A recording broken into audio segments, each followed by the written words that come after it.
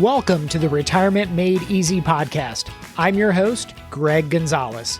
My goal for the podcast is to help you live a better life in retirement by giving you the tools and information you need in a language that you can understand.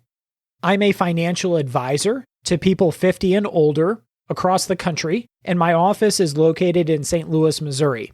On this episode, I wanted to talk to the 60-year-old out there. I meet with a lot of people that are 50 and older, but we'll just talk about that 60-year-old range, that 60-year-old couple that is thinking about their financial goals, their retirement goals, as they're looking at the next 20 or 30 years of their life. And they're on the doorstep of retirement, and they want to make sure their financial house is in order and their ducks are in a row. They want to make sure that their money is going to last for the next 20 or 30 years. And they're looking out for any potential pitfalls that might be ahead. So when I'm talking to or I'm meeting with this 60-year-old couple, the first thing that we want to address is what are their retirement goals for the next 20 or 30 years? And what I have found in talking with couples, that the husband may have different goals than his wife and vice versa. So we're going to talk about a lot of those goals today that I have heard from those, we'll call them 60-year-old couples, and maybe some of the goals that we talk about today are the same goals that you might have for your own retirement.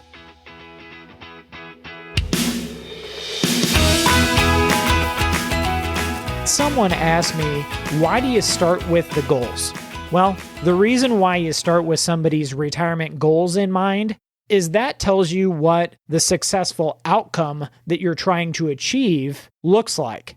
So if you look at a baseball team like the St. Louis Cardinals, what is a successful outcome to the St. Louis Cardinals? Is it winning the World Series, or is it just getting to the playoffs? What does a successful outcome look like? Maybe one year they're rebuilding. So simply rebuilding for a couple years so they can eventually get to the playoffs and maybe a championship. But what are your goals?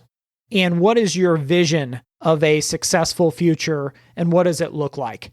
I'm going to stop right here and encourage you to get on YouTube. Everybody knows YouTube, and watch a video that was put together of a speech that Arnold Schwarzenegger did. And it's titled The Speech That Broke the Internet. Double Hike is the username that posted it, and it is one of the best speeches that I've seen in my entire life. So check that out. There'll be a link in the show notes for this podcast.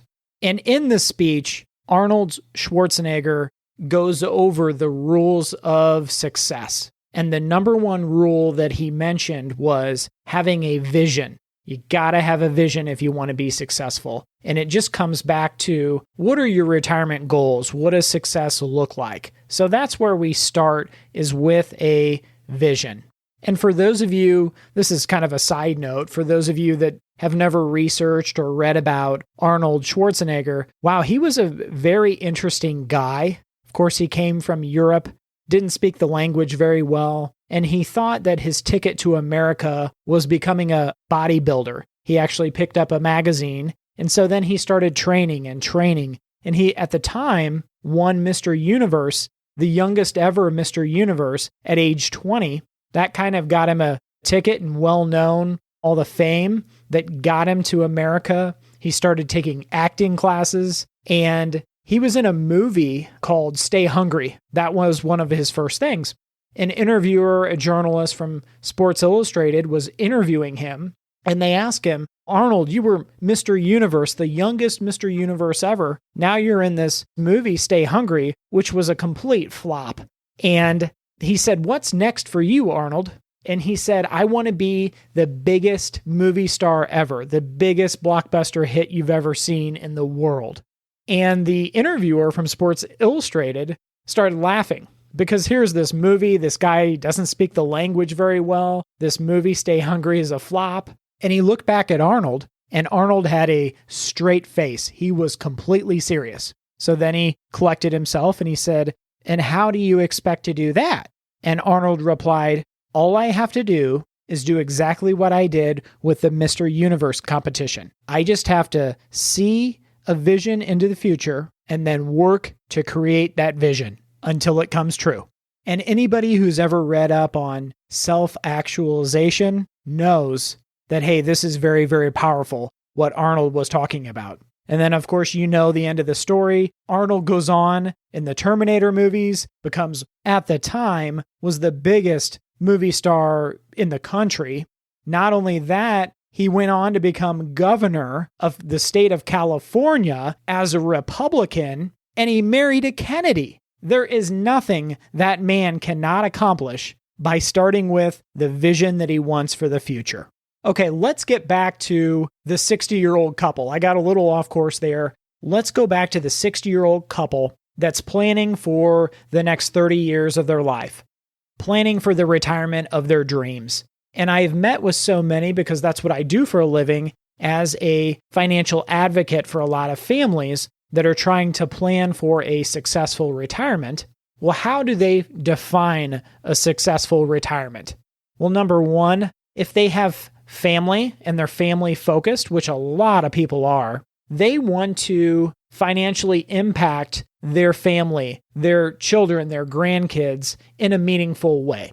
So this might mean helping fund a grandchild's college education. I'm seeing that more and more, and they want to see their grandchildren get a good education and not come out of college with tens of thousands of dollars, if not hundreds of thousands of dollars in student loan debt, like so many students are doing nowadays. We are in a student loan crisis earlier this year, and this is according to a Forbes.com article dated February the 3rd of 2020, entitled Student Loan Debt Statistics of 2020. We reached a record of student loans, $1.6 trillion. That's trillion with a T. That's a lot of money, and a lot of it's never going to be paid back.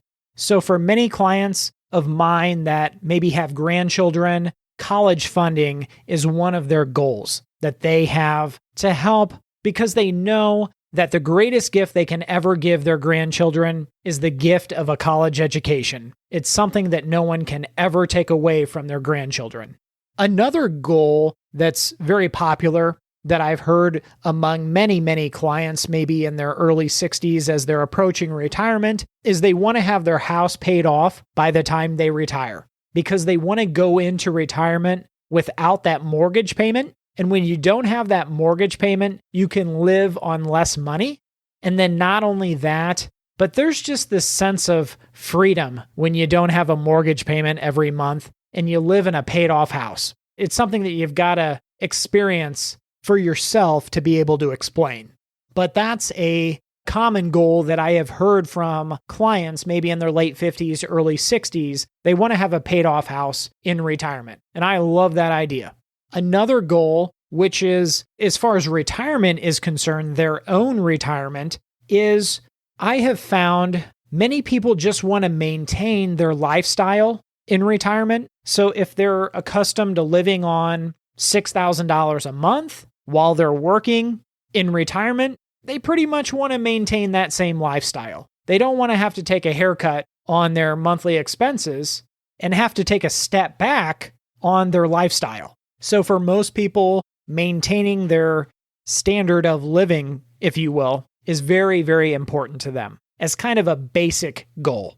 And others, on top of that basic standard of living, they want to maybe travel more because they have more time in retirement. Every day is a Saturday. And so maybe they have aspirations of traveling to maybe some of the national parks in this country. Maybe it's a more across their state. It might be taking the grandkids or the kids or their family on vacations that they didn't have the time for while they were working. And we always like to write these goals down as the family's financial advocate, because if you don't write them down and you don't plan for them, they're not going to happen. And you don't want to go back 10 years and think back and go, gosh, while we had the money, I wish we would have taken the grandkids to Disney, or I wish we would have traveled to Europe like we always planned, or maybe it's just an annual trip to Florida, maybe. Many of our clients are very family-oriented people, so they want to include their kids, their grandkids, and other family members in their retirement goals. It might be vacations, it may be college funding, it may be paying or helping with your granddaughter's wedding, all these different things. It could be helping pay for the down payment on a first house. It could be helping with a grandson or granddaughter's first car. Other goals that a 60-year-old couple might have is to make sure their future medical needs are taken care of. Maybe that's a big concern of theirs after they saw their parents spend a ton of money receiving long-term care in the last few years of their lives. And they're doing so because they don't want to be a burden to their kids or their family. They want to make sure that those needs that they might have in the future are taken care of and planned for. And then there are other goals that are more specific to the person. It might be someone who's 60 years old that wants to retire and start a small business that they had always dreamed of. And retirement afforded them the time to turn that hobby or that passion into a small business. And quite frankly, there's a lot of people that I work with that view retirement as a time where they can spend more of their time on the hobbies and causes that they love. It might be a hobby like woodworking that you are so excited to spend so much time now that you have in retirement on, or it could be a charitable cause, or maybe you want to spend more time helping out at your church in retirement, and that's one of your goals. We see a lot of retirees that get to volunteer, and I have seen how much joy and meaning that volunteering has brought to their lives. I have other clients that want to spend time on hobbies like golfing. Maybe they want to go golfing 3 days a week or maybe more. Or maybe it's fishing a couple days a week, or maybe it's doing a quilting class. Maybe it's flying lessons that someone has. All kinds of different interests and pursuits that people want to enjoy in retirement. And there's other people that just want to work part-time or do consulting on the side. Those people enjoy the semi-retirement. And there's a book that I will recommend to a lot of those people. It's called The New Retirementality, and it's a fantastic book. So many retirees are turning into semi-retirees. And again, the book is called The New Retirementality. And if you're one of those people, I would highly suggest that. The author is Mitch Anthony, and the book is extremely, extremely well written. So check that out, The New Retirementality. Overall, what I have found in working with clients 50 and older as they plan for a successful retirement, and that success is dictated by each person and their unique goals. But overall, people are looking for a comfortable retirement without the financial worries. They want to be able to do the things that they've always wanted to do that bring them meaning and joy to their lives without the stress and strain that's associated with a work-life balance. So a financial advisor like myself, for example, can help you make sure you have a sound retirement plan from a financial point of view. But many times, what's most important to someone's retirement after the financial side is taken care of and is planned for is planning your retirement to make sure the retirement gives you the most meaning and joy and happiness in your life. I don't recommend going into retirement and saying, okay, I'm going to retire and sit on the couch and watch TV all day long. For most people, that would get old real quick. So ask yourself this question. If I could spend my time in retirement doing any three things, and those three things would bring me the most happiness, what would those three things be? And only you can answer that question. But I would encourage you, as you're approaching retirement, and maybe you have a conversation with your spouse about what your retirement goals are. I have clients that their goal is to take their grandchildren, they're big baseball fans, and they want to take their grandchildren to every ballpark across the country in retirement. I thought that was pretty cool, but they are huge, huge baseball fans, and that's kind of their thing. You might have goals on your bucket list, so to speak, that are much more meaningful to you and maybe your family. But the neat thing is about retirement planning is, okay, you're on chapter 6. The next 3 or 4 chapters, the pages are blank, and you got a pen in your hand. How do you want the story to end?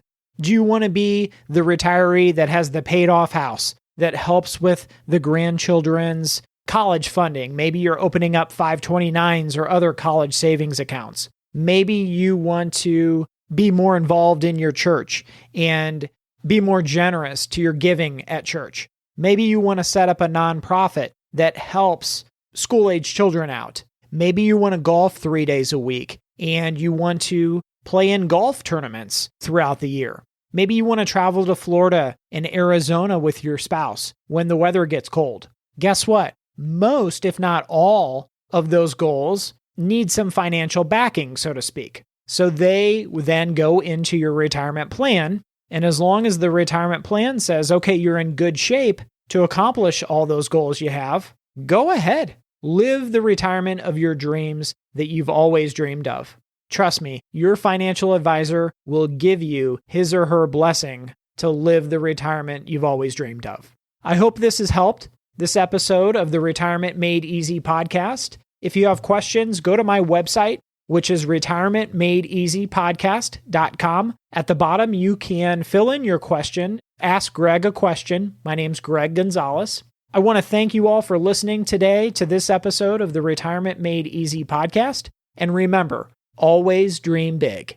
The opinions voiced in this material are for general information only and are not intended to provide specific advice or recommendations for any individual. To determine which investments may be appropriate for you, please consult your attorney, tax advisor, or financial advisor prior to investing. This is a hypothetical example and is not representative of any specific investment. Your results may vary. All performance referenced is historical and is no guarantee of future results. All indices mentioned are unmanaged and may not be invested into directly. The SmartVestor program is a directory of investment professionals. Neither Dave Ramsey nor SmartVestor are affiliates of St. Louis Retirement Advisors or LPL Financial. There is no guarantee that a diversified portfolio will enhance overall returns or outperform a non-diversified portfolio.